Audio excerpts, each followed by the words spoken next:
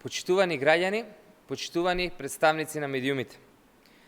Владата, предводена од Социјалдемократскиот сојуз на Македонија и надлежните институции превземаат серија чекори за надминување на енергетската криза и заштита на стандардот на граѓаните.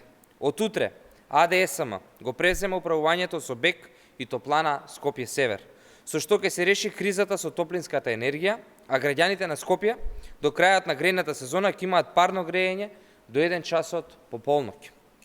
Претходно превземени се решенија со кои се искористија сите расположливи домашни капацитети на производство на електрична енергија. Денес АДСМ покрива 100% од потребите на универзалниот снабдувач со електрична енергија, кој ги снабдува домаќинствата и малите потрошувачи на регулираниот пазар.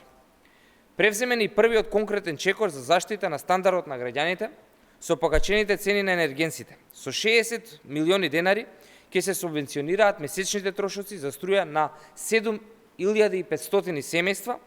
Во моментот, владата предводена од Социјалдемократскиот сојуз работи на нови мерки кои ќе значат директна финансиска помош за граѓаните и стопанството за справување со последиците од повисоката цена на струјата. Ова е одговорно домаќинско управување на институциите од страна на СДСМ, која секогаш работи за потребите на граѓаните. Од друга страна, јавноста гледа штетно и деструктивно однесување на ВМРО ДПМН и нивните градоначалници. Наместо конкретни мерки и решенија за помош на граѓаните, Данела Арсовска ги игнорира барањата на скопјани и се прогласува ненадлежна од страна на ВМРО ДПМН. Гледаме единствено лажни вести, блокади и неосновани обвинувања. СДСМ останува на страна на граѓаните, останува посветена на решавање на сите предизвици и заштита на животниот стандард на семејствата. Ви благодарам.